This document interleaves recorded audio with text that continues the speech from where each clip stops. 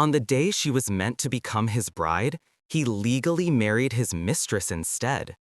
But fate wasn't done with him, because the woman he betrayed is now the queen he can't touch, can't control, and can't forget.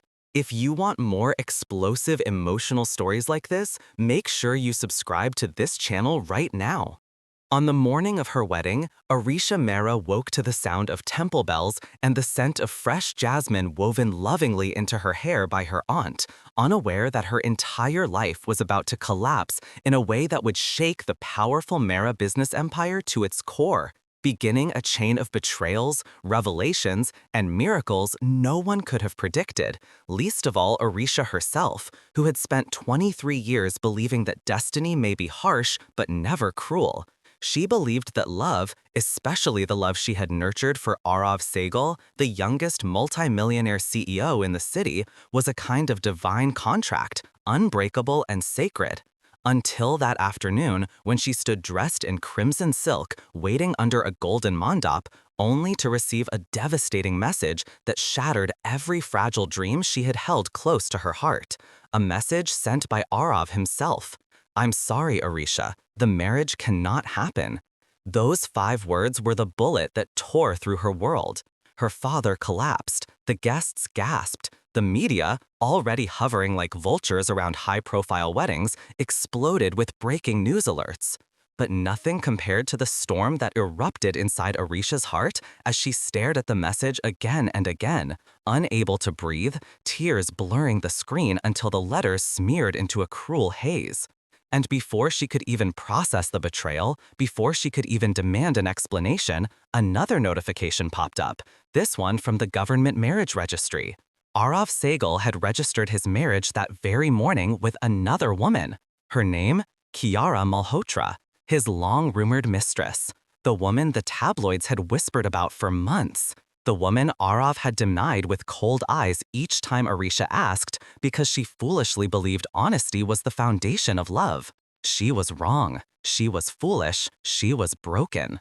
Cameras flashed in her face like lightning, yet she remained silent, the red of her wedding attire turning into the blazing color of humiliation as whispers rippled through the guests like poison.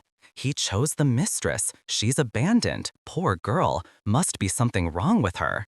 But the truth was far uglier and far more dangerous than anyone imagined.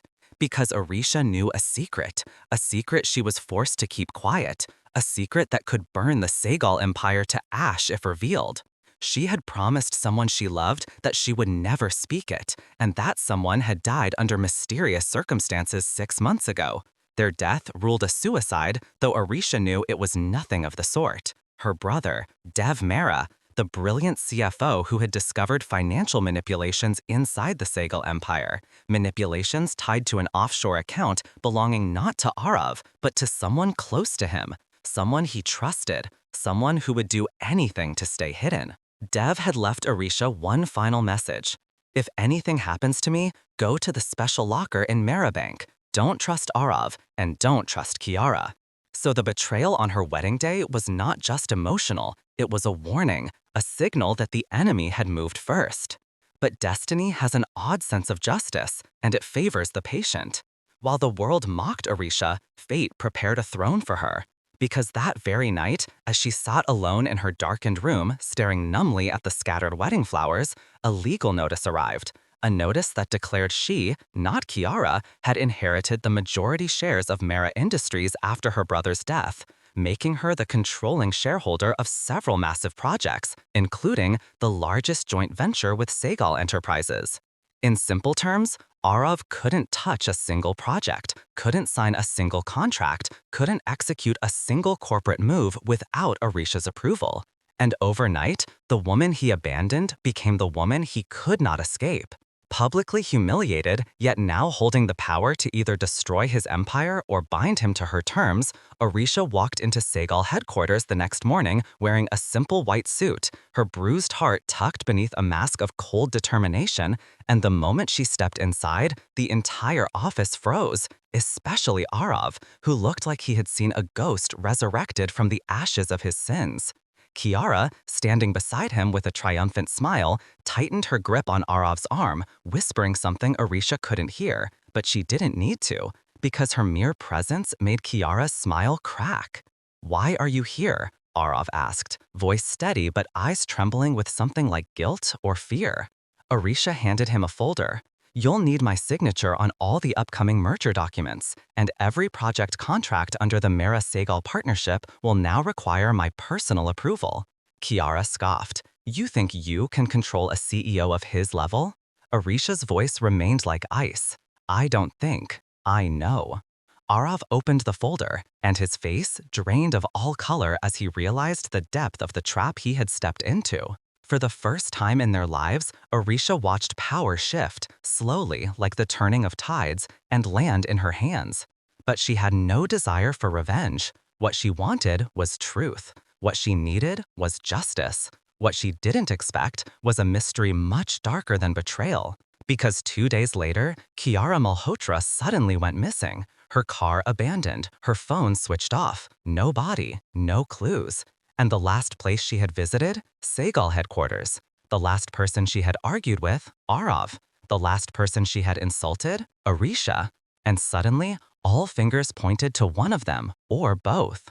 The media painted theories in neon red, lawyers circled like sharks, and the city buzzed with rumors that Kiara had secrets powerful enough to destroy multiple corporations, and she had vanished moments before those secrets surfaced. Arav looked increasingly restless, haunted, broken, as if losing Kiara wasn't relief, but punishment. And then came the twist no one saw coming. Kiara reappeared, alive but terrified, claiming someone had tried to kill her. And the person she pointed at was not Arav, not Orisha, but a third entity embedded deep inside Segal Empire, someone Dev had also suspected. Someone who had manipulated Arav and Kiara both for years. Someone who wanted Dev dead and the merger sabotaged. A ghost in the corporate system, a shadow with no face. But Orisha had Dev's documents, and with those documents and Arav's reluctant help, she uncovered a mastermind who had laundered millions, staged Dev's death, and used Kiara to manipulate Arav into canceling the wedding so that the Mara-Segal merger would collapse, allowing a rival conglomerate to take over their empire.